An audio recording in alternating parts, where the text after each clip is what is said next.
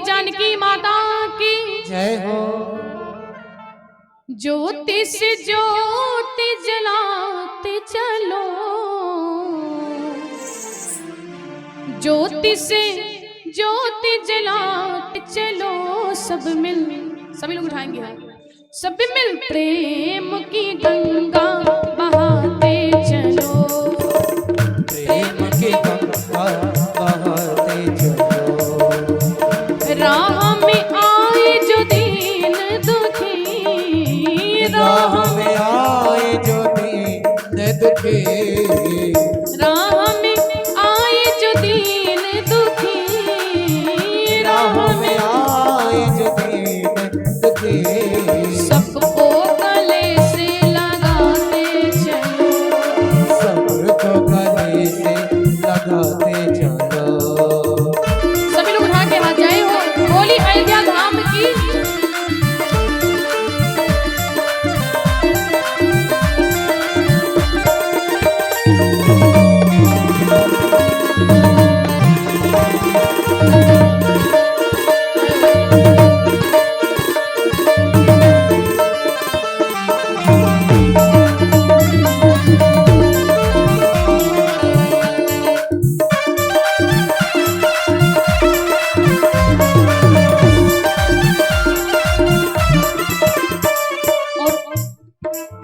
जिसका नहीं कोई संगी साथी, ईश्वर है रखवाला, जिसका नहीं कोई संगी साथी, ईश्वर है रखवाला।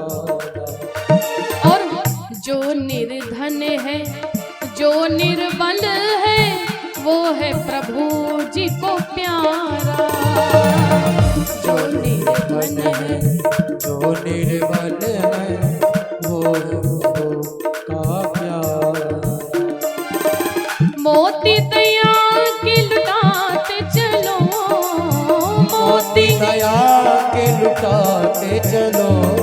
अब सभी उठाएंगे हाथ बिल्कुल सीधे और कहेंगे क्या कि सब मिल प्रेम की गंगा बहाते चलो, सब मिल प्रेम की गंगा बहाते चलो।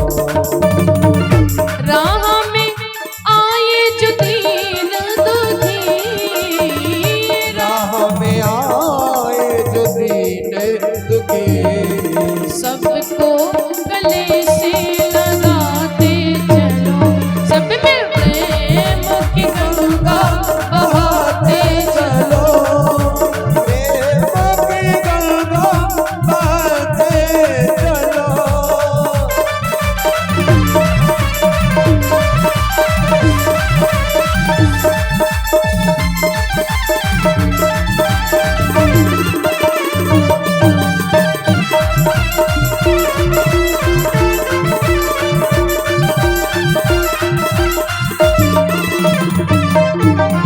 बोली सियापति रामचंद्र भगवान की, जय हो।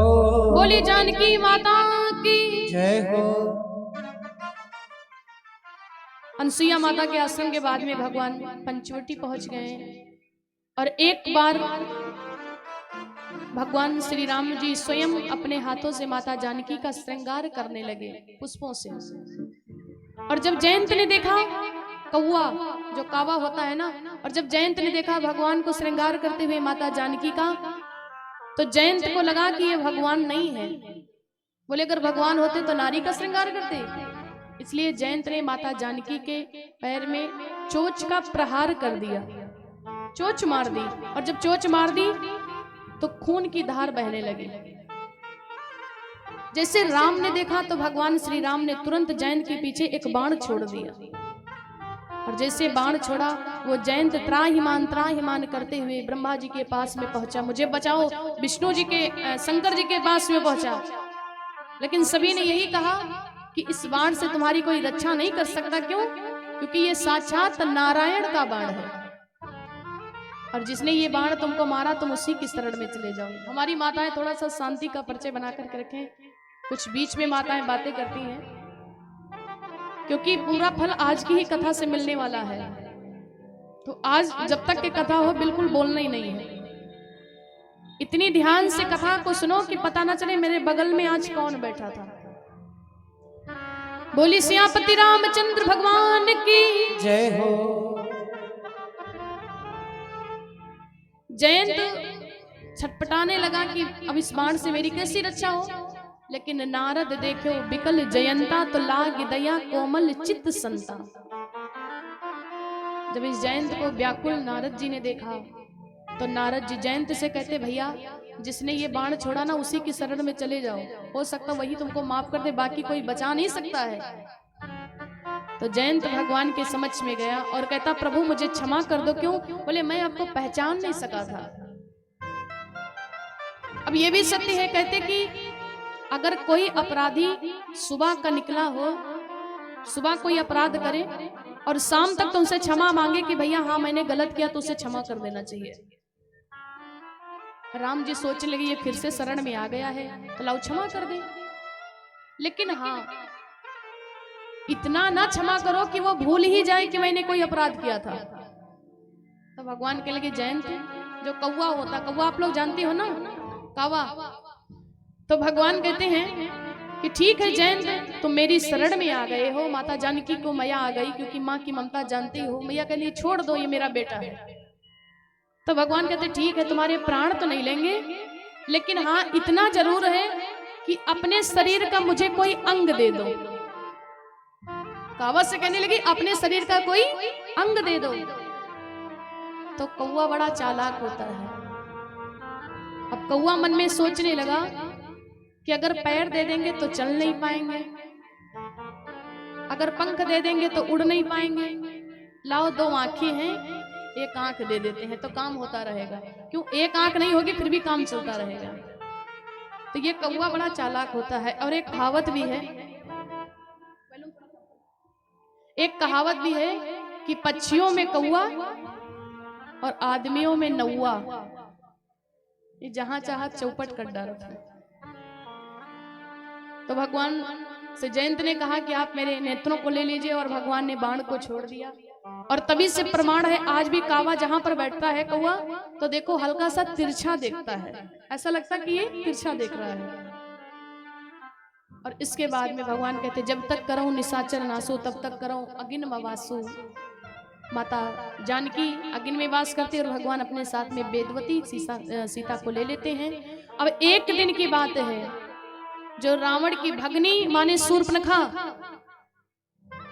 शूर्पणखा उसी दंडक वन में घूमने के लिए आ गई। बाबा लिखते हैं शूर्पणखा रावण के भगनी, दुष्ट हृदय दारुण दुख अहिनी।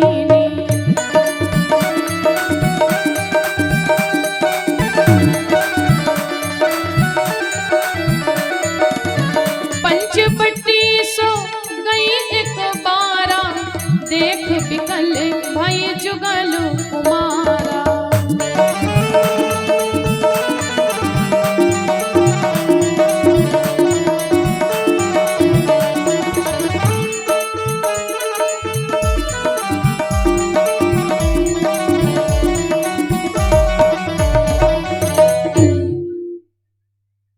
बाबा लिखते हैं शूर्पणखा रावण की भगनी, बोले दुष्ट हृदय दारुण दुख अहिनी, ये रावण की सगी बहन है। और उसी दंडक वन में घूमने के लिए आ गई। जैसे राम लक्ष्मण को देखा सोच लगी ये कितने सुंदर हैं जुगल कुमार, लाओ उतरते हैं उनसे विवाह कर लेंगे। अच्छा शूर्पणखा किसे कहते हैं? जिनके बड़े बड़े नाखून होते हैं उनको शूर्पणखा कहते हैं। ये जो राक्षसी होती थी ना, वो नाखून बहुत बड़े बड़े से रखती थी, क्योंकि अगर किसी से लड़ाई झगड़ा हो जाए तो आक्रमण करने में आसान रहता था। लेकिन देखिए त्रेता युग में तो केवल एक शूर्पणखा थी और कलयुग में तो 1000 शूर्पणखा पैदा हो गई। क्यों? शूर्पणखा मतलब क्या है? देखिए जो नाखून की बनावट होती है वो सूप के जैसी होती है। नखा माने नाखून, जिनकी बनावट नाखून की बनावट सूप जैसी, और जिनके बड़े बड़े नाखून हो ना समझ लेना वो शूर्पणखा है। लेकिन अब शूर्पणखा सोचने लगी मेरा ऐसा भेष है और ये राजकुमार इतने सुंदर, ये कहां हमसे विवाह कर लेंगे। तो सबसे पहले गई ब्यूटी पार्लर, खूब मेकअप करवाया, खूब लिप पोत गई और आई राम जी के साथ समक्ष में और कहने लगी, राजकुमार मैं तुमसे कहती हूँ तुम मेरे साथ में विवाह कर लो। और जैसे विवाह की बात सुनी तो भगवान कहने लगे कि अरे देवी, आप हमसे विवाह करना चाहती हो? बोली हाँ। क्यों? बोले आप बड़े सुंदर हो। तो भगवान कहते, देवी आप मुझे कुंवारा समझती ना कि मैं कुंवारा हूँ, हम कुंवारे नहीं हैं, हम कुंवारे नहीं विवाहित हैं, फिर एक नारी व्रत रखते हैं और अपनी को छोड़ अन्य सबको माता और बहन समझते हैं। देवी आप समझती हो कि मैं कुंवारा हूँ, मेरा विवाह नहीं हुआ है, लेकिन ये गलत है। क्यों? मेरा तो विवाह हो चुका है। और तब तक सूर्पणखा की नजर बड़ी, कोई बात नहीं, इनका हो गया है, लक्ष्मण जी तो बाकी है ना। लक्ष्मण जी बड़े उग्र स्वभाव के थे, इसको क्या पता कि लक्ष्मण जी इतने उग्र स्वभाव के। और गई और जैसे लक्ष्मण के पास में गई तो कहती, सुनो अच्छा तुम उनकी तरह मुझे उत्तर देना, खुरखुरा नहीं, तुम बनो बनो मैं बनो बनी, यह जोड़ा कुछ भी बुरा नहीं। सबसे पहली तो बात ये है कि तुम अपने भैया के जैसे हमसे मत कह देना कि मेरा भी विवाह हो गया है। क्यों? बोले तुम सम पुरुष नमो सम नारी, तुम सम पुरुष नमो सम नारी।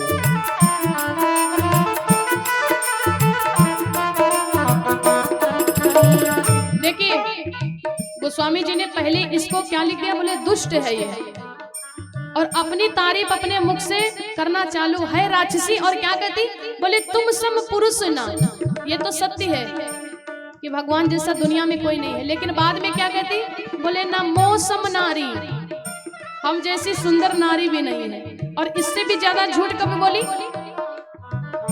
तुम सम पुरुष ना मौसम नारी, सम पुरुष नमो सम नारी।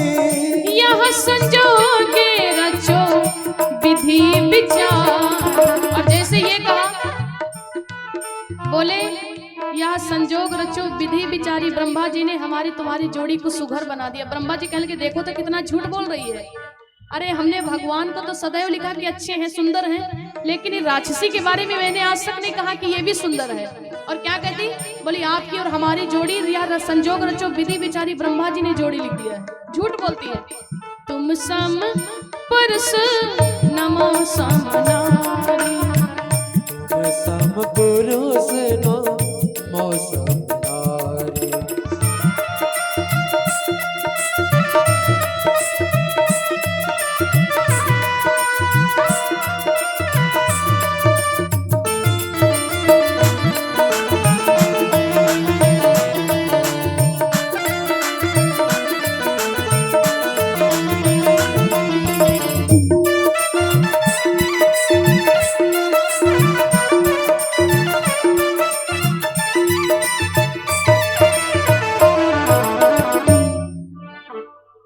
सुनो अपने भैया के जैसे मत कहना कि मेरा भी विवाह हो गया है। और लक्ष्मण जी तीर बाण बनाने में लगे। लक्ष्मण जी को क्या पता ये किससे बोल रही है।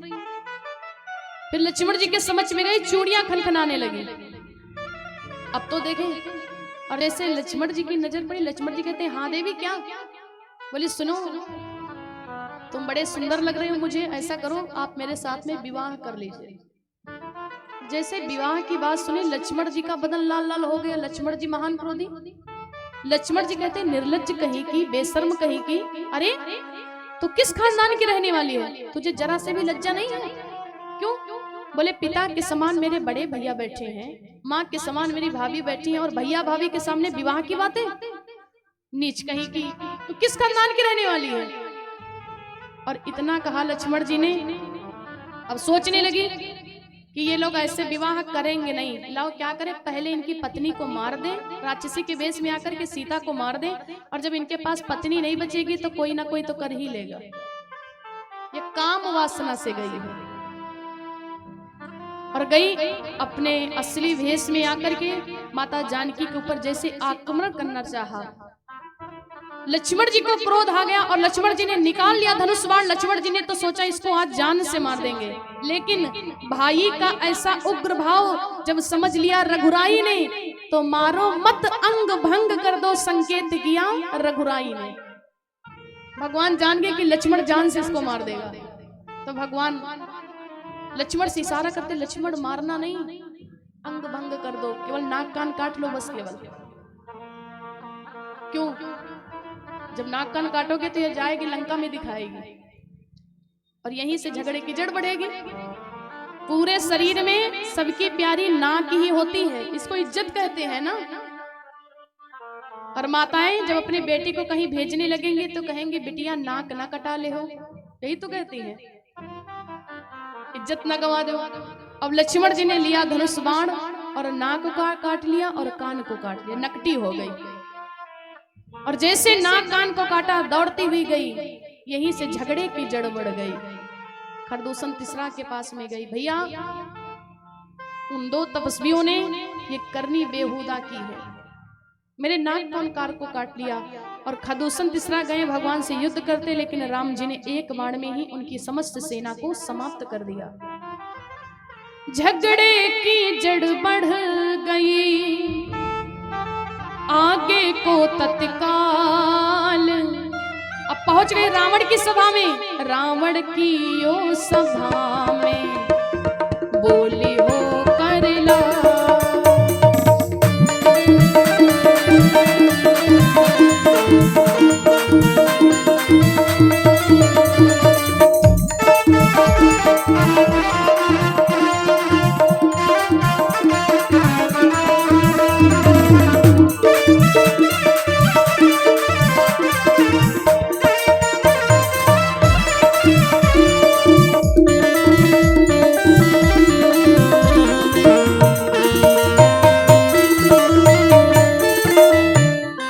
जैसे लक्ष्मण जी ने नाक कान को काटा, शूर्पणखा गई, रावण बैठे थे राजगद्दी पर, कहने लगे अरे भैया भाई दो लड़के राम लखन। जैसे गई रावण से कहती भैया भाई दो लड़के राम लखन उस डंडक वन में आए हैं।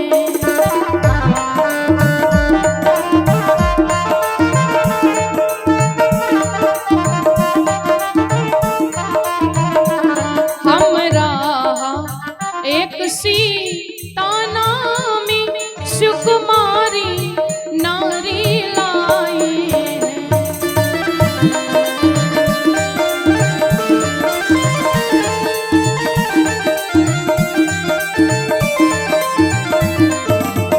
रावण से कहती भैया राजगद्दी पर बैठे हो, तुमको शर्म नहीं आती है?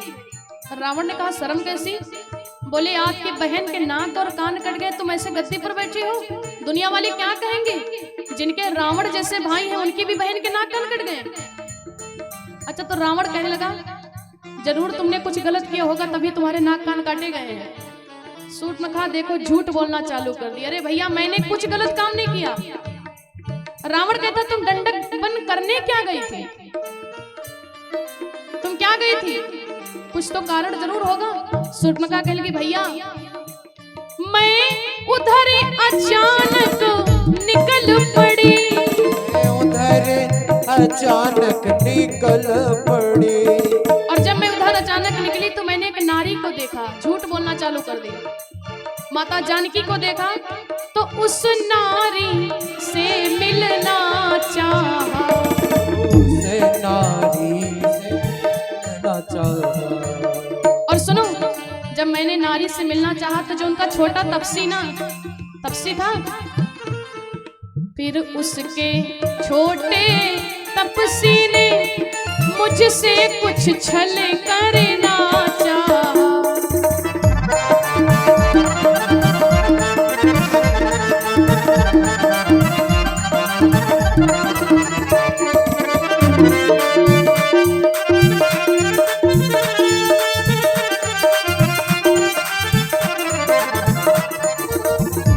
शूर्पणखा कहती है जब मैं नारी से मिलने गई थी ना तो उसका जो छोटा तपसी था वो हमसे कुछ छल करना चाहा।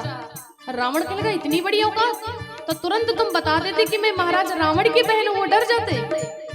अब शूर्पणखा कह गए भैया पहले कुछ नहीं बोले, मैंने जब तेरा नाम लिया, मैंने जब तेरा नाम लिया, जैसे मैंने तुम्हारा नाम लिया कि मैं महाराज रावण की बहन हूं ना, सुनते ही तुमको दी गाली।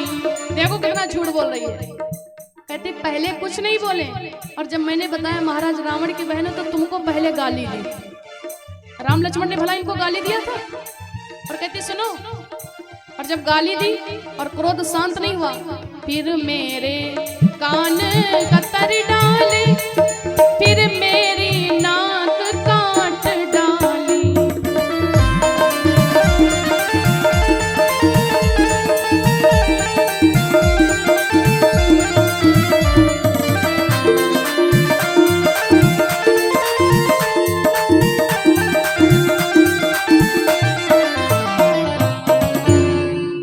इतना झूठ इसने बोला।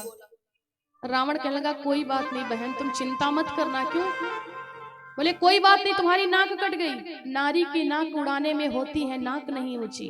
वो अगर समझ रहे होंगे कि हम बड़े हो गए तो नारी की नाक काटने से कोई बड़ा नहीं हो जाता है। और फिर रावण को याद आया कि उसी वन में तो हमारे कुछ भाई रहते, खरदूषण तीसरा, क्या उनने नहीं सुना? शूर्पणखा कहती भैया जब वो लोग नहीं बचे तब तुम्हारे पास आए हैं। तो रावण समझ गया कि जब एक अकेली ताकत ने उन सबका काम तमाम किया तब तो निश्चय यह सिद्ध हुआ कि नारायण का अवतार हुआ। रावण समझ गया कि भगवान का प्रागट्य हो चुका है और अब मैं भगवान से बैर को धारण करूंगा और भगवान के ही हाथों से मारा जाऊंगा, जो सीधे बैकुंठ को जाऊंगा। रावण कहता बहना तुम बैठो, थोड़ी धीर धरो, मैं दंडक वन को जाता हूँ और नाक काटने का बदला दोनों से अभी चुकाता हूँ। तुरंत मामा मारीच के पास में गया और कहते हैं कि तुम चलकर के मृगा का भेष बना लो, कुटिया के सामने विचरण करना और मैं बाबा का भेष बनाकर के सीता का हरण कर लूंगा। मारीच ने कहा कि जो राम से बैर बढ़ाते हैं ना वो आखिर में मारे जाते हैं। जिनको तुम राम कहते वो नारायण है। रावण कहने लगा अगर साथ नहीं दोगे ना तो सीता का हरण बाद में करेंगे, तुमको यमपुरी पहले पहुंचा देंगे। तो मामा मारी सोच लगे अगर नहीं जाएंगे तो रावण मार देगा और वहां जाएंगे तो राम जी मार देंगे। मरना दोनों तरफ से तय है। अगर नहीं जाएंगे तो ये मार देगा और जाएंगे तो राम जी मार देंगे। तो अगर मरना ही है तो राम के हाथों से मैं मरूं। क्यों? क्योंकि मैं राम के हाथों से, जब राम मुझे मार देंगे ना तो राम मुझे तार देंगे, मैं तर जाऊंगा। और मामा मारीच तैयार हो गए, एक मृगा का भेष बना करके गए हैं, कुटिया के सामने विचरण करने लगे, सोने का मृग। और इस मृगा को देख करके माता जानकी लोभित हो गई और राम से कहती हैं कि स्वामी इस मृगा को तो देखो कितना सुंदर है, जाओ इस मृगा को पकड़ करके लाओ, इसको अपनी अयोध्या को लेकर के चलेंगे, भरत भैया खेलेंगे, लक्ष्मण खेलेगा, कितना सब प्रसन्न तुम। लेकिन भगवान जान गए कि कोई माया का मृग है। भगवान कहते जानकी ये मुझे माया का मृग लग रहा है, लेकिन जानकी मैया ने मजबूर कर दिया। भगवान के लिए ठीक है। और धनुष बाण को लेकर के भगवान उस मृगा के पीछे पीछे चलने से पहले लक्ष्मण से कहते लक्ष्मण ये मृगा मुझे माया का लग रहा है और जब तक कि मैं कुटिया में ना आ जाऊं ना तब तक सीता को छोड़ करके कहीं भी मत जाना, क्योंकि राम को पता चल गया ये माया का मृग है। राम जी गए और धीरे धीरे करके जब थोड़ा आगे बढ़े तो मृगा और आगे बढ़ गया, और आगे बढ़े तो मृगा और आगे बढ़ गया। उस माया के मृग के पीछे मायापति दौड़ते हुए जा रहे हैं। देखिए कोई जानवर हो, गाय हो या भैंस हो, अगर आप लोग लाठी लेकर के दौड़ाते हो तो वो सीधे भागते हुए जाता ना, वो दौड़ते हुए सीधे जाता है। लेकिन राम जी मृगा के पीछे पीछे दौड़ते जा रहे हैं, लेकिन वो मृगा बेर बार पीछे मुड़ करके देख रहा है, बार बार पीछे मुड़ करके देख रहा है। क्यों? क्योंकि मृगा भी सोचा जितने बार राम को देख लूंगा ना, जितने बार अंतिम समय राम के दर्शन हो जाए। और जब कुटिया से थोड़ा बहुत दूर निकाल ले गया और इतने में भगवान ने जैसे बाण को मारा, मरते मरते मारीच ने रावण का साथ निभाया। हाय लक्ष्मण हाय सीते, हाय लक्ष्मण हाय सीते। वो मामा मारीच मृगा के भेष से अब अपने भेष में आ गया और कहने लगा, लक्ष्मण मुझे आकर के मेरी रक्षा करो। जैसे इस आवाज को सुना, माता जानकी दौड़ती दौड़ती लक्ष्मण के पास में गई। देवर देवर जाकर देखो, रघुराई तुम्हें टेरते हैं। मुझे लग रहा तुम्हारे भैया को किसी ने मार दिया है। लक्ष्मण जी तो हंस गए। क्यों?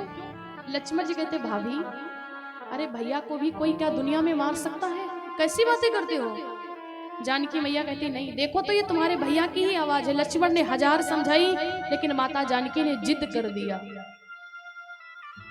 मर्यादा से बढ़कर के कभी भी कोई काम नहीं करना चाहिए। माता जानकी ने मजबूर कर दिया, अगर तुम रक्षा करने के लिए नहीं जाते हो तो लाओ अपना धनुष बाण, मैं स्वयं अपने पति की रक्षा करने के लिए चली जाऊंगी। और जब ऐसे शब्द कह दिए तो लक्ष्मण जी हाथ जोड़ करके कहते, मैया मैं नहीं जा सकता हूँ, क्योंकि भैया हमको सौगंध दे करके गए, जब तक कि कुटिया में ना आ जाए ना तब तक कि कहीं भी मत जाना, क्योंकि लक्ष्मण को पता भैया को कौन मार सकता है। जानकी ने मजबूर कर दिया। और जाते जाते लखन को इतना रहा विवेक कि कुटिया के चारों तरफ रेखा खींची एक। लक्ष्मण जी ने एक रेखा खींच दी और कहते, भाभी आपने मजबूर कर दिया है, इसलिए जैसे मैं मर्यादा के अंदर रहकर ही काम कर रहा हूं, आपकी आज्ञा का पालन कर रहा हूं ना, वैसे ही ये मर्यादा की ही रेखा है। इस मर्यादा की रेखा को लांघ करके मत जाना, और इसके अंदर कोई आ नहीं सकता, किसी के अंदर इतनी सामर्थ्य नहीं जो इस रेखा को लांघ करके तुम्हारे पास आ जाए। लक्ष्मण जी चले गए और इधर जैसे दशानन ने देखा, सूनी कुटिया को देखा, रावण तुरंत एक संत का भेष बना करके भिक्षाम देही कुटिया के सामने पहुंच गया। जानकी मैया, अच्छा रावण जैसे गया और जैसे रावण की नजर पड़ी लक्ष्मण की रेखा के ऊपर, वो जान गया लक्ष्मण की चालाकी को, तो कहने लगा कि सुनो, अगर भिक्षा ही देना चाहती हो तो रेखा के बाहर आओ। क्यों? क्योंकि मैं कोई ऐसा वैसा संत नहीं जो तुम्हारे आश्रम के अंदर आकर के भिक्षा लूं। माता जानकी कहती, मैं बाहर नहीं आ सकती। क्यों? क्योंकि मेरे देवर कसम दे करके गए हैं। रावण ने कहा, कोई बात नहीं, अगर आप भिक्षा नहीं दे रही हो ना तो ये संत आपके दरवाजे से भूखा चला जाएगा। जानकी सोचने लगी, अगर रेखा को लांग रही हूं तो लक्ष्मण की बात बेकार हो रही है, देवर की आन नहीं बच रही है, और अगर रेखा को पार नहीं कर रही तो मेरे दरवाजे से भूखा संत जा रहा है, इसलिए देवर की आन रहे ना रहे रखूंगी धर्म गृहस्थी का। कोई बात नहीं, लक्ष्मण छोटा है, उसकी बात को टाल सकती हूँ, लेकिन ये संत महात्मा है। और जैसे जानकी माता उस रेखा को पार करके गई है, तुरंत रावण अपने भेष में आ गया और माता जानकी के उस भिक्षा के पात्र में हाथ मार दिया, तुरंत अपने भेष में आ गया। माता जानकी कहने लगी, अरे नीच, अगर इतने बड़े ही तुम साहसशाली थे तो मेरे पति के सामने आकर के हरण करते, तू कायर है। और रावण ने तुरंत माता जानकी को पुष्पक विमान में बिठा लिया, उड़ गया। गीधराज जटायु ने देखा, गीधराज जटायु ने माता जानकी की रक्षा करने के लिए बड़ी कोशिश की, लेकिन महाराज रावण ने तलवार मार दिया, जिससे गीधराज जटायु के पंख कट गए। रावण इधर गया है, अशोक वट वृक्ष के नीचे माता जानकी को बिठा दिया। इधर जैसे राम ने लक्ष्मण को आते हुए देखा, भगवान दौड़ते दौड़ते इधर को आ रहे हैं, लक्ष्मण दौड़ते दौड़ते सामने को जा रहे हैं, और जैसे राम की लक्ष्मण के ऊपर नजर पड़ी, राम जी ने तुरंत कहा, लक्ष्मण तुम यहाँ? लक्ष्मण ने हाथ जोड़ लिया, हाँ भैया, भाभी ने मजबूर कर दिया। तो राम जी कहते, लक्ष्मण अब मेरी आत्मा कहती है कि सीता कुटिया में नहीं है। क्यों? बोले वो माया का मृगा था, मैंने सीता को कितना समझाया। और दौड़ते दौड़ते राम लक्ष्मण आए हैं, और जैसे आश्रम को देखा,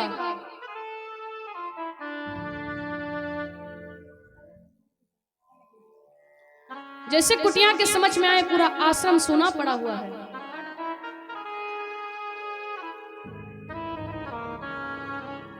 आश्रम देख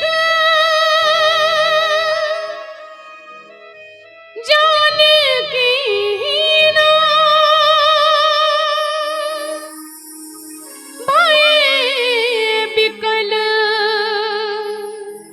जैसे प्रकृति दीन्हा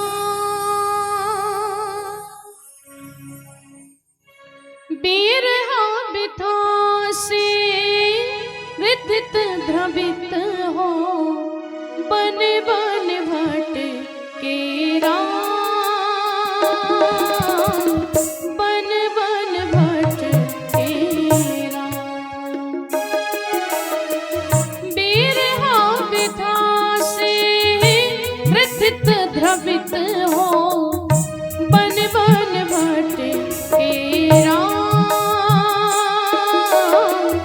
बन बन भटके राम। अपनी सिया को प्राण पिया को पग पग ढूंढे राम, बिरहा विधा से वृथित द्रवित हो बन बन भटके राम, बन बन भटके राम।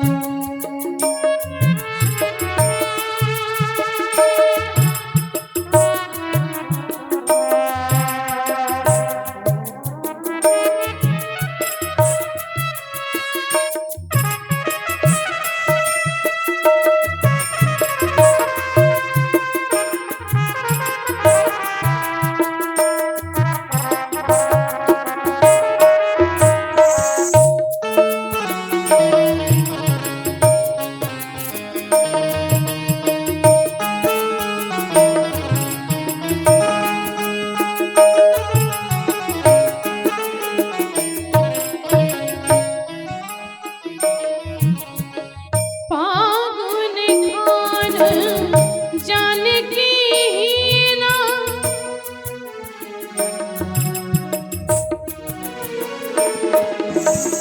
फागुन खान जानकी हीना, रूप सीलो भृत नेम पुनीता।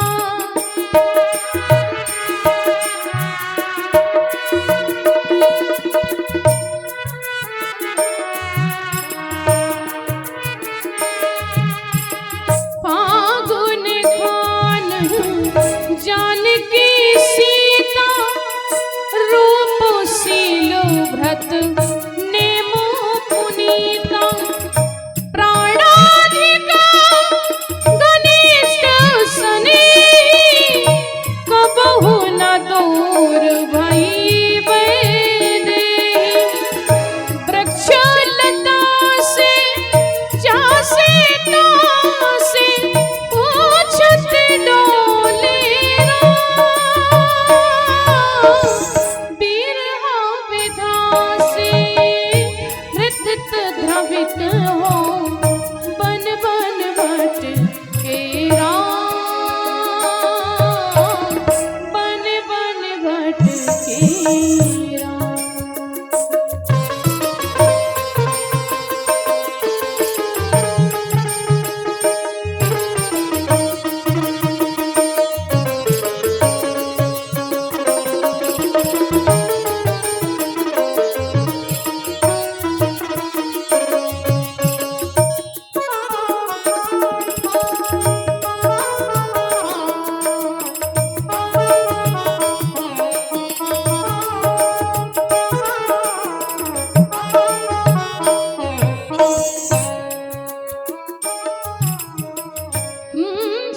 जनमाहिना सरिता तीरे, बिरहा बिकल रघुवीर वधीरे।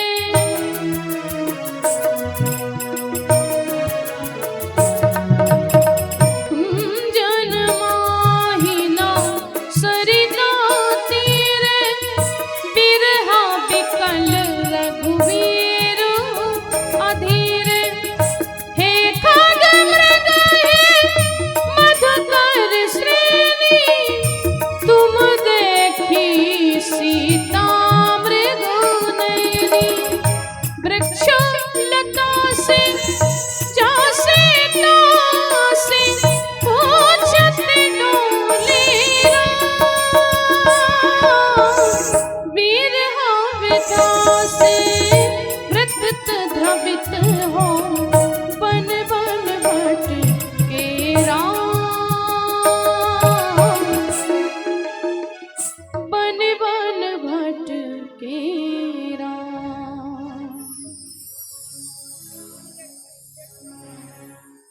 भगवान वृक्षों से लताओं से, हे खग मृग हे मधुकर श्रेणी, तुम देखी सीता मृग नैनी।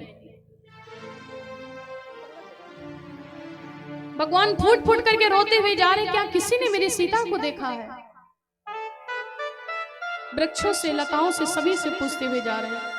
और गीधराज जटायु के ऊपर नजर पड़ी, अधमरा गीधराज जटायु। भगवान ने गोद में लेकर के पूछा, ये तुम्हारी कैसी दशा हो गई?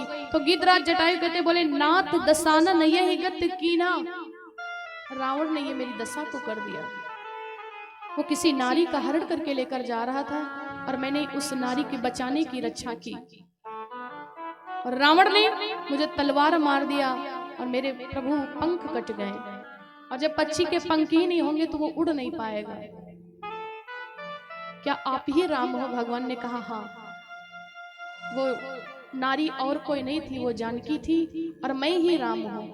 देखिए धन्य है गीधराज जटायु, और गीधराज जटायु के प्राण भगवान की गोद में निकल गए।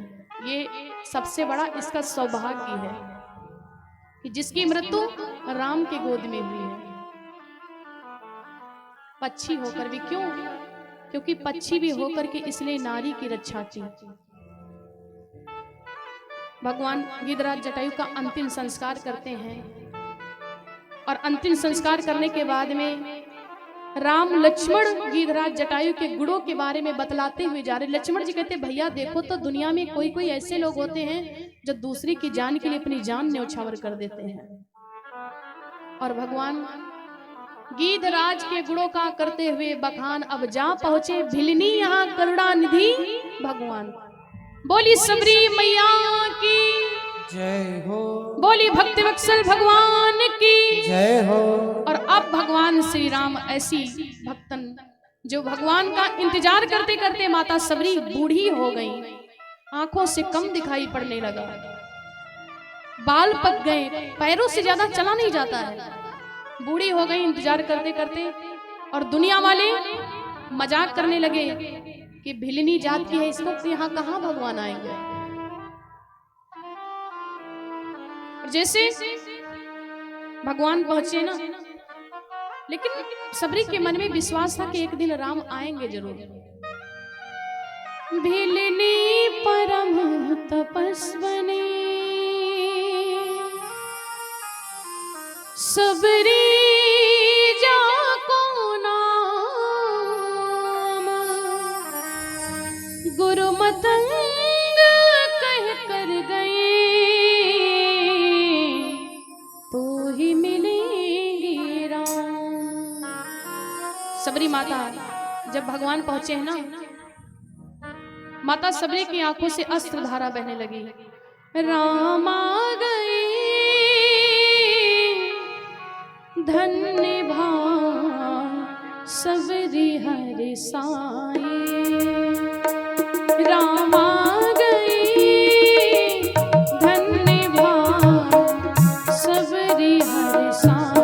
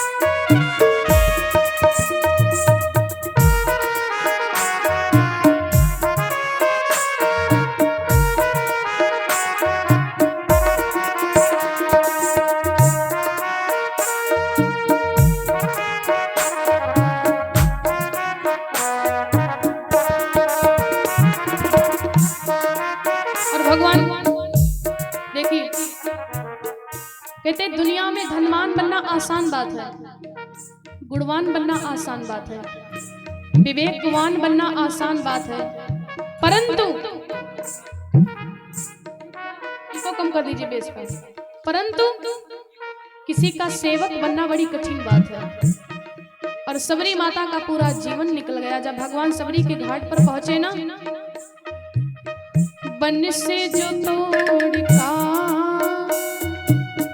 दोना में बेर लाए, बन से जो तोड़ कर वो दोना में बेर लाए, सकुचा के मन में सबरी श्री राम को पढ़ाई, ओ सकुचा के सबरी श्री राम को पढ़ाई, क्या लावा क्या खिलाऊं कुछ भी समझ न आए, राम आ गए धन्य भाग सबरी हर साई, राम आ गए धन्य भाग सबरी हर साई,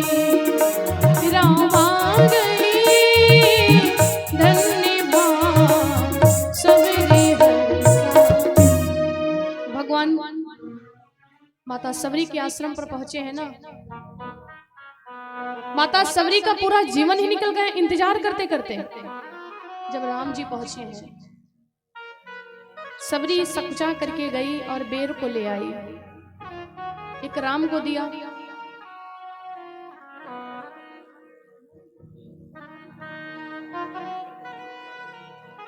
बोली सियापति रामचंद्र भगवान की जय हो। देखिए, कुछ लोग कहते कि माता सबरी ने भगवान को जूठे बैरों को खिलाया है, ये कुछ लोग कहते, लेकिन ये असत्य है। क्यों? जूठा तब माना जाता है जब वही बेर खाती और वही राघवेंद्र सरकार को खिला देती। जैसा कि जब रिश्तेदार मेहमान घर पे आते हैं तो माताएं चाय बनाती हैं, और चाय बनाती हैं, चाय बनाने के बाद में थोड़ी सी पहले चेक करती है, चाय चेक करती कि नहीं चेक करती है, कि देखे चाय चीनी है कि नहीं है। जब बढ़िया होती है तब रिश्तेदार को लेकर के जाके दे देती है। अच्छा, चाय कितने लोग पीते हैं? जो चाय पीते वो हाथ उठाएंगे, बस। तो बड़े कम लोग पीते हैं।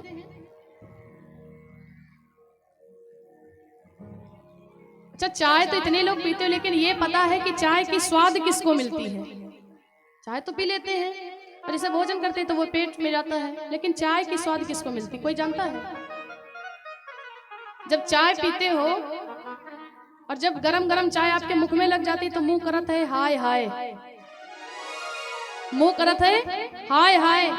तो जवान कहते काय आए, तो पेट कहते चाय आए। तो चाय की स्वाद पेट को मिलती है। और सबरी माता का पूरा जीवन निकल गया। बेरों को लेकर के आई, भगवान को दे दिया, एक लक्ष्मण को दे दिया। राम ने तो खा लिया, लेकिन लक्ष्मण ने ले तो लिया, लेकिन लक्ष्मण के भी मन में संशय हो गई कि भैया बेलनी के जूठे बेरों को खाएं, हम नहीं खाएंगे। और लक्ष्मण जी ने उस बेर को लेकर के पीछे फेंक दिया कि ना राम जी जान पाए ना माता सबरी जान पाए। राम जी क्या नहीं जानने वाले, राम जी तुरंत जान गए, अच्छा लक्ष्मण तुम्हारे मन में अभिमान है और तुम भक्त के प्रेम को नहीं देखते हो। भगवान की ही माया से वही बेर जाकर के द्रोणागिर पर्वत पर गिरा और उसी बेर से संजीवनी बूटी उत्पन्न हुई। और जब लक्ष्मण जी को शक्ति बाण लगा तो क्या बताया, बोले संजीवनी बूटी से ही इनके प्राण बचेंगे, बाकी कोई है नहीं जो बचा दे। और उसी बेर की संजीवनी बूटी बनी। और जब लक्ष्मण जी के शक्ति बाण लगा तो संजीवनी बूटी से ही लक्ष्मण के प्राण बचे थे। धन्य है माता सबरी जो भगवान श्री राम जी घाट पर गए। और भगवान नौधा भक्ति का वर्णन करते कि मैया 9 भक्तियां होती हैं, जिसमें प्रथम भक्ति कौन है? प्रथम भगति संतन के संगा रति मम दूसरे कथा प्रसंग। भगति संतन कर संगा सररति मन कथा प्रसंग। गुरुपद पंकज सेवा तीसरे भगतिया मां, चौथी भगति मम गुण गण करई कपट सजगा। मंत्र जाप मम दृढ़ विश्वासा, पंचम भजन सो वेद प्रकाशा।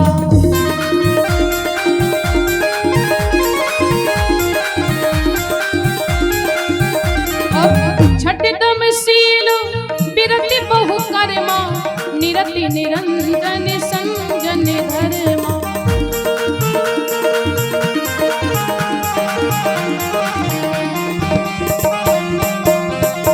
आठवीं भक्ति भगवान कहते हैं कि वो है आठव जथा लाभ संतोषा, सपने हु देखहि परदोषा। आठो जथा लाभ संतोषा, सपने नहीं देखे परदोष। देखिए राम जी कहते आठवीं भक्ति वो है कि जो भगवान दे दे उसी में संतोष करो, जितना भगवान दे उसी में संतोष करो। सपने में भी किसी के बारे में ना सोचो कि उनका धन हमको मिल जाए। और नौवीं भक्ति नवम सरल सब सन छलहीना, मम भरोस ही हरस न दीना। नवम सरल सब सन छलहीना, मम भरोस ही हरस न दीना। और फिर राम जी कहते हैं जिस व्यक्ति में ये 9 भक्तियां होती है ना, नव महु एकव जिनके होई, नारी पुरुष सचराचर कोई।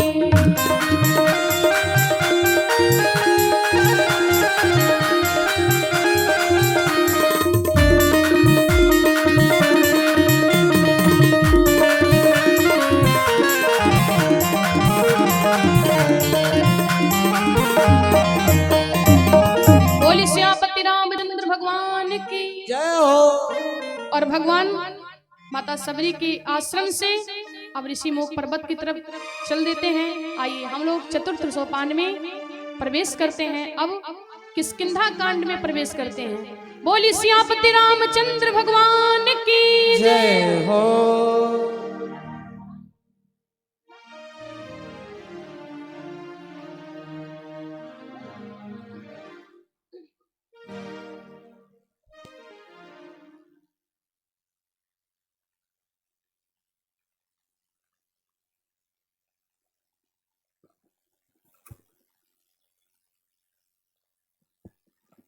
हेलो,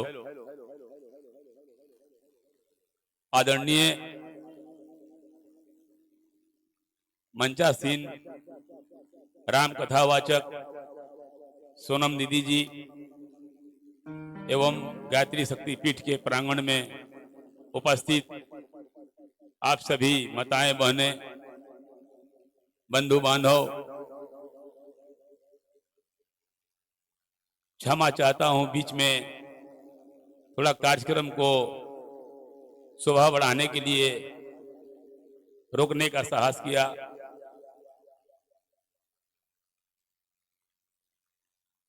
समाज कल्याण सेवा संस्था ककहरिया मोहल्ला रोहतास के अध्यक्ष जी चंदन जी, अशोक जी, राजू चौधरी जी, आप अपने टीम के साथ जितना जल्दी हो, चूंकि कथा को रोका गया है, आप आए और जो आपने मान सम्मान बढ़ाने के लिए चांदी की मुकुट लेकर आए हैं, उस मुकुट को पहना करके दीदी जी की मस्तक को ऊंचा करने का कार्य करें। सारे सदस्य 2 साइड में हो जाएंगे और अध्यक्ष जी, संरक्षक और जो हैं आपके मेन यहाँ हो जाएंगे। अध्यक्ष जी आ जाइए, आप यहाँ आइए, आप ही ना है। अशोक जी उस तरफ चलिए, और राजू जी कहाँ गए?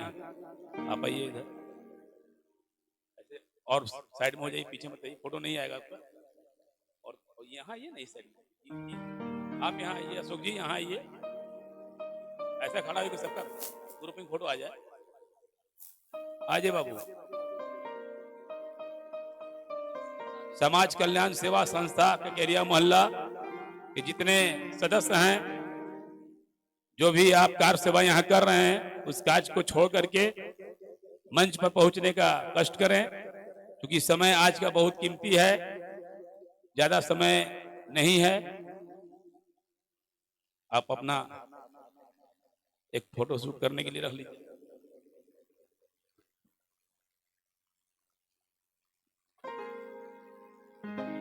मुकुट कहाँ है?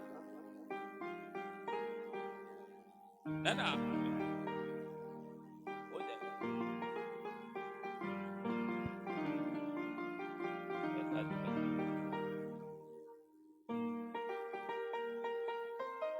जाओ, बुला दे, बांध देगी, आपको रख दीजिएगा तो बांध देगी। नहीं, आंटी को बुला दीजिए, जजमान है।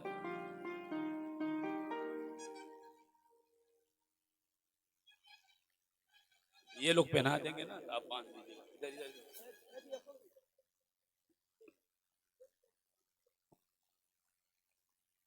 बस वहीं रहिए लोग। चलिए, श्री गणेश कीजिए, पहनाइए।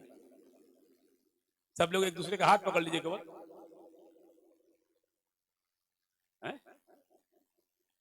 हाँ, समाज कल्याण सेवा संस्था ककेरिया मोहल्ला द्वारा दीदी जी को चांदी के मुकुट पहना करके सम्मानित किया गया। जोरदार ताली, ये कुछ ताली नहीं है, जोरदार ताली से स्वागत कीजिए। ऐसा भी हौसला होना चाहिए अपने समाज में।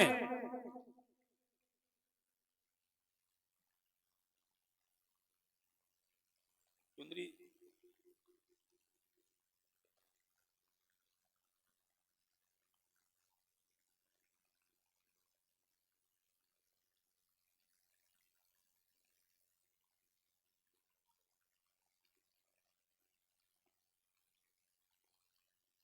चोटी के नीचे कर पता रहेगा।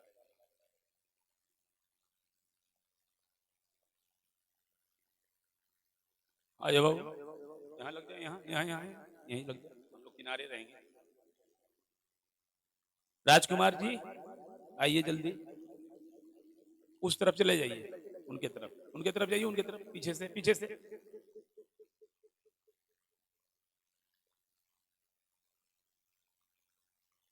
चुंदरी डाल दीजिए।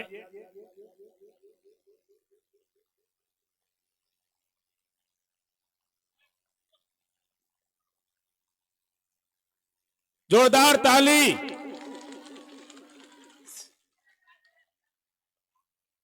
सियावर रामचंद्र की,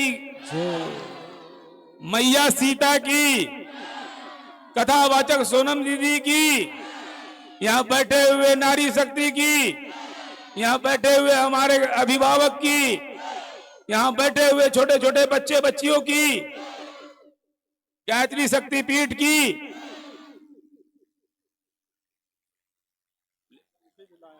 किनके लिए? अच्छा ठीक है, अच्छा ठीक है, तो वो फोटो ले लीजिए आप लोग।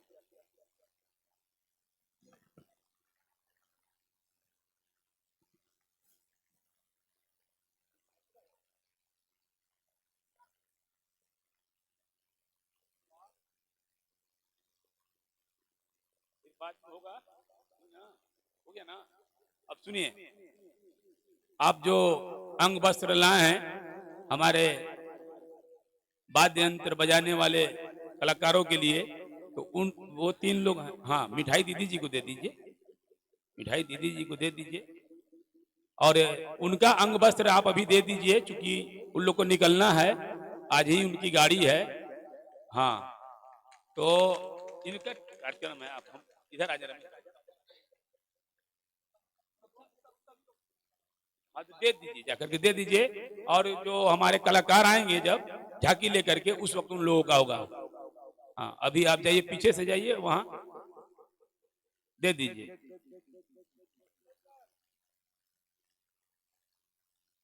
आप जाइए,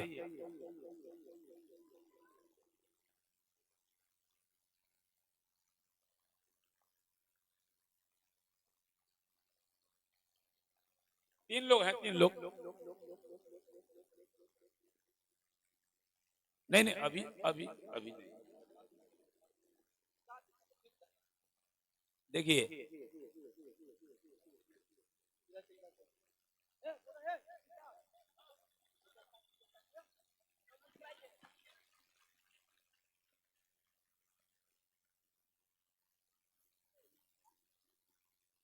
नहीं छोड़ दो, उधर से 5 दिए ना, कहाँ गए उधर भैया? उधर भैया को दे दीजिए। और आप लोग के बीच में निरंतर 10 दिनों से साउंड और लाइट का बहुत ही अच्छा वर्क किए हैं। ये भैया का भी सम्मानित कीजिए वहीं पर। दे दीजिए भैया, आप बैठ जाइए, यहाँ आइए, यहाँ।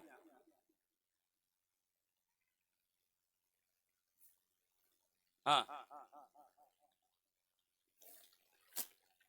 एक जो है डीजे साउंड जो है लाइट, विनोद जी से आग्रह होगा मंच पर आ जाएं। इनका भी अंग वस्त्र से समाज कल्याण सेवा संस्था सम्मानित करे।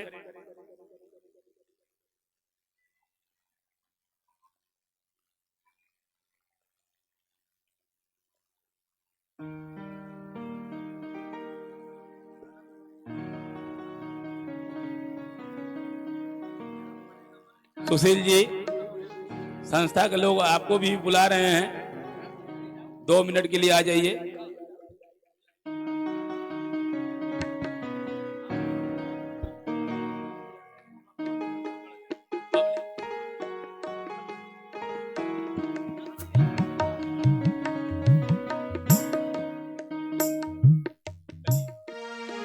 सुशील जी, थोड़ा जल्दी।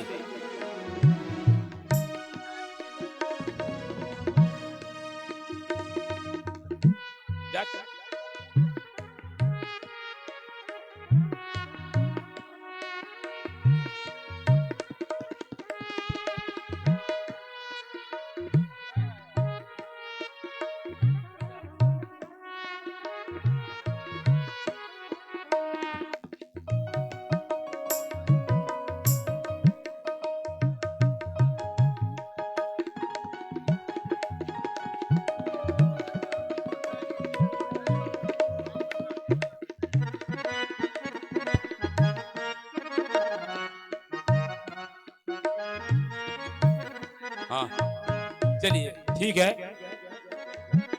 बहुत बहुत धन्यवाद समाज कल्याण सेवा संस्था के सभी।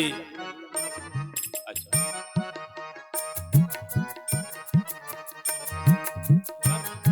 खाली कर रहा।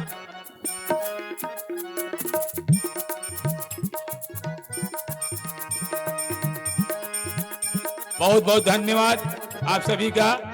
ऐसे ही कार्य करते रहें और आप लोग अपने अपने जहां आप सेवा दे रहे थे, क्योंकि भीड़ काफी है और हम सभी माताएं से आग्रह करेंगे कि आज ज्यादा ही माताएं आ गई हैं, तो थोड़ा थोड़ा अगर आप जगह बनाने का प्रयास करेंगे तो इसी में हो जाएगा, क्योंकि बहुत सारे माताएं हमारी पीछे खड़ी हैं।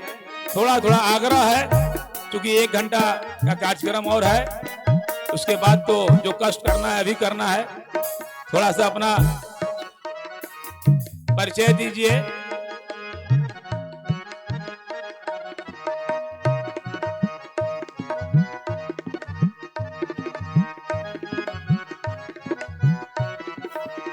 अंजनी कुमारी, पिता हरिंदर पासवान, इनका उम्र 7 वर्ष है। ये कहीं गुम हो गई हैं, इसी भीड़ में कहीं होंगी।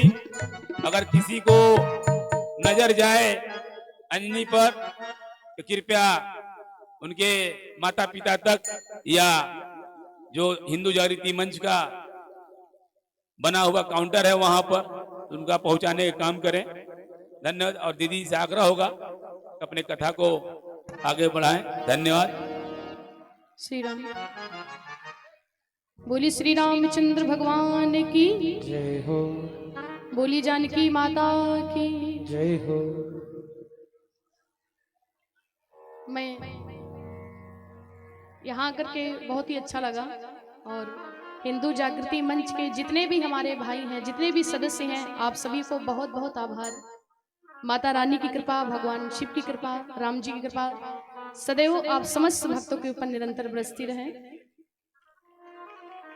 और ये समाज कल्याण सेवा संस्था ककेखिया मोहल्ला रोहतास, और ये हमारे भैया जी की तरफ से जो मुकुट दान किया गया है, आप लोग जोरदार ताली बजाएंगे इतना सम्मान के लिए। बहुत बहुत आभार। और भगवान श्री राम जी से यही प्रार्थना है कि समस्त भक्तों के ऊपर निरंतर भगवान की कृपा बरसती रहे।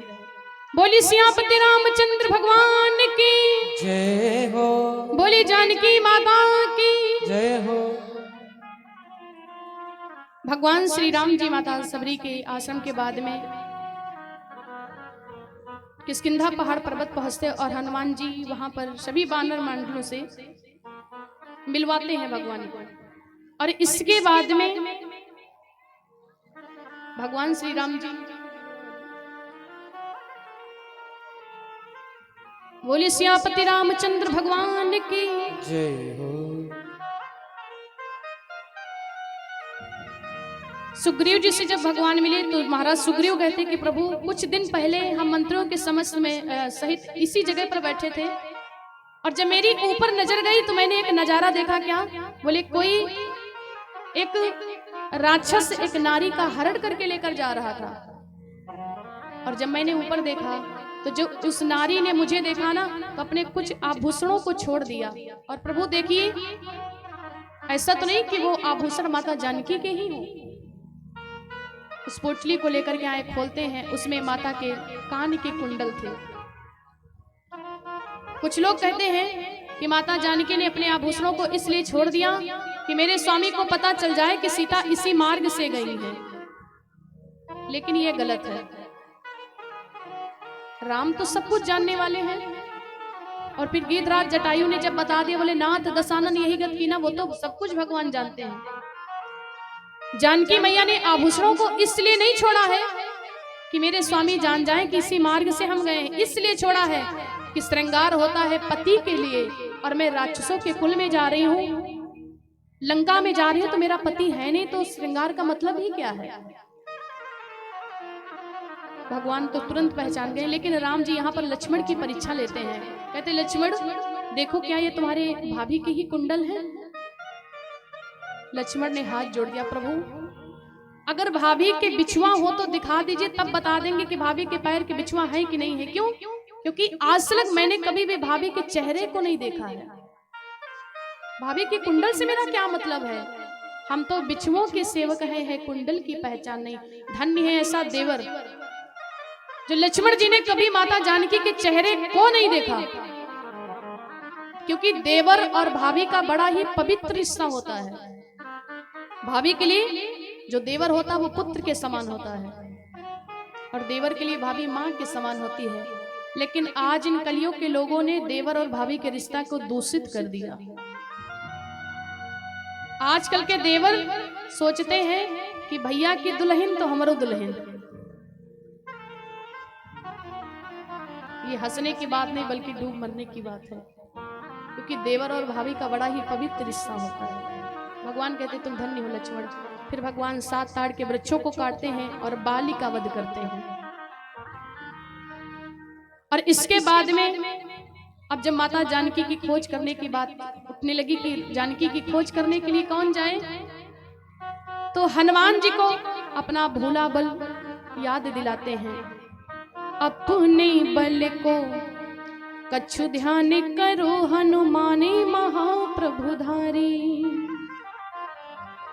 हनुमाने महाप्रभुधारी बजरंग बली उपकारी। अपने बल को कछु ध्यान करो हनुमाने महाप्रभुधारी। अब हम लोग सुंदरकांड की कथा में प्रवेश करते हैं। बोली पवन पुत्र हनुमंत लाल की जय हो। गीधराज जटायु ने जब हनुमान जी को भूला बल याद दिलाया है ना, और जब हनुमान जी को बल याद आया तो हनुमान जी भगवान से कहते प्रभु आप मुझे कोई निशानी दे दीजिए जो लंका में जाकर के मैं मां जानकी को दिखा सकूं। और भगवान ने अपनी मुद्रिका को निकाल करके दे दिया। हनुमान जी चल देते हैं और लंका में पहुंच गए। लंका में पहुंच करके भगवान हनुमान जी देखते क्या है, गिर चढ़ कर देखा तभी एक मनोहर धाम, द्वार जिसके लिखा था राम राम श्री राम।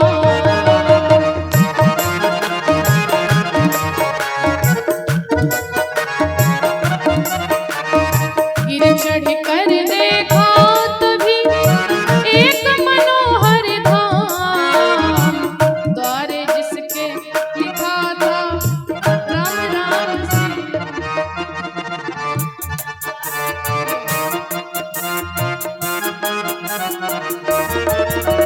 गिर चढ़ कर देखा तभी, गिर चढ़ कर देखा तभी एक मनोहर धाम। अब सभी लोग उठाएंगे हाथ, द्वारे जिसके लिखा था राम राम श्री राम।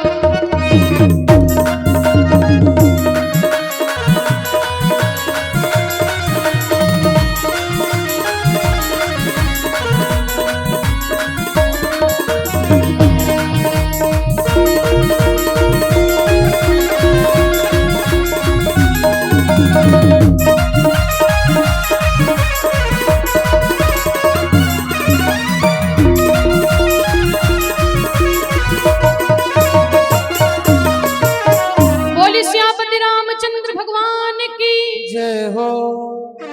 हनुमान जी जब लंका पहुंचे तो एक ऐसा धाम नजर आया जिनके दरवाजे पर राम राम लिखा हुआ था।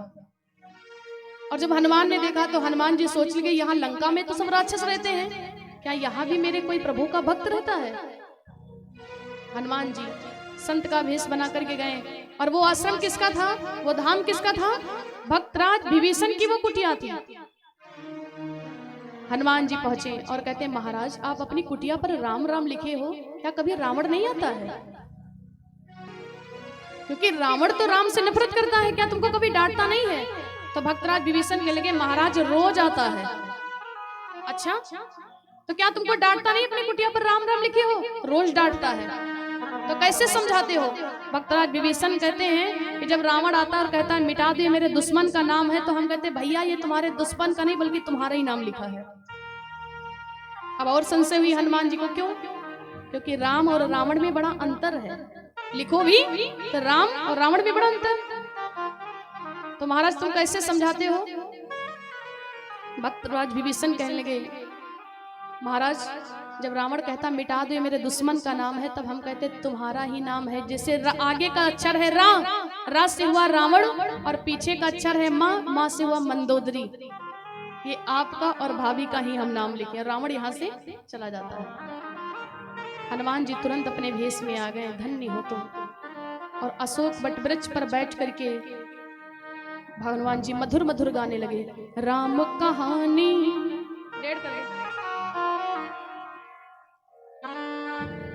ऐसी राम की कथा है ना, जो अगर आप दिल से सुनते हो